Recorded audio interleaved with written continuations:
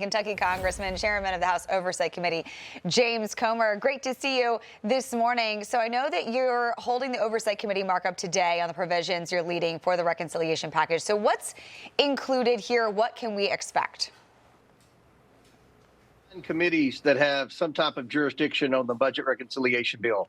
My committee, the House Oversight Committee, we have jurisdiction over the federal employee benefit plans and things like that pertaining to the federal workforce. Remember, reconciliation has to deal with mandatory spending. So that's our jurisdiction. We've identified nearly $51 billion in cuts or savings, however you want to describe it, that we're going to hopefully pass out of my committee today. I think we've got one Republican that's publicly said he's going to vote against it, but we should have votes to spare, and hopefully the other 8 committees over the next week will be able to pass out their savings. And at the end of the day, we hope to save around $1.5 trillion in the House that will all be given to President Trump to be able to extend his tax cuts and create some new tax exemptions like no tax on tips and no tax on overtime. Yeah, Mr. Chairman, so while he was in Michigan last night, President Trump had some pretty harsh words for the, quote, grandstanders he believes are trying to hold back this one big, beautiful bill. Take a listen. We have 100% just about Republican support, but it would be nice if we had just a couple of Democrats just to make sure, because, you know, every once in a while you have a grandstander Republican. We have some grandstanders, but every once in a while, not many, but remember who those grandstanders were and vote them the hell out of office, okay? Will you do that? Ooh, all right then. Seems like he's getting a little frustrated. I mean, do you think that kind of threat will whip any of these folks into shape? I do, and unfortunately, I think that's what he's going to have to do. I've sent a message to President Trump. My opinion is that you're going to have to squeeze some of these Republicans. Look, if you want to get elected to Congress as a Republican, you're going to have to be serious about cutting wasteful spending, because that's what our party stands for. The Democrats are the party that's run the deficits up. They're the party that just continues to spend the taxpayers' dollars into oblivion. Republicans are about being fiscally responsible. And look, it's no fun when you have to make cuts. It's easy when you can spend $2 trillion a year more than you want. But the can has been kicked to the end of the road on spending.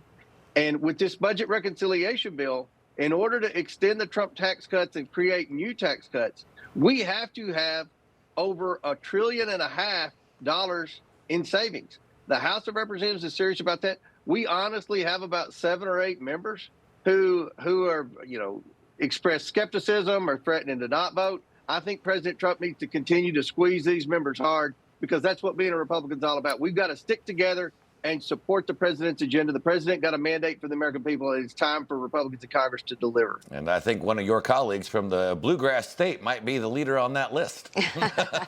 Yeah, and we know that Speaker Mike Johnson, he's hoping for the final package to be passed by Memorial Day. I know Senate leadership kind of aiming for July 4th. Do you have any predictions for when this package could be finished? Which timeline seems more plausible? Well, we need to do it quicker, because every day that you wait, there's more opposition that builds. You've got the federal employees unions that are coming out against some of these provisions. You've got some hospitals that are against some of these provisions. You know, at the end of the day, we've been very transparent about this process in the House. And the Republican members, my colleagues, we have 221 Republicans. We need 218 votes to pass this. At the end of the day, this is what being a Republican in Congress is all about. It's about trying to get our spending under control and trying to pass the president's agenda. This big one big beautiful bill, that is President Trump's agenda. That is what the American people reelected the Republicans in a majority in the House of Representatives and in a majority in the Senate to do, to pass President Trump's agenda. So there are things in the bill I don't like, but at the end of the day, we've got to stick together. And I think the sooner we do this, the better, because if we don't have the votes by Memorial Day, we're not going to have the votes by the 4th of July or by Labor Day. It's now or never. Information. Truth is freedom. Is Newsmax. It's real news for real people.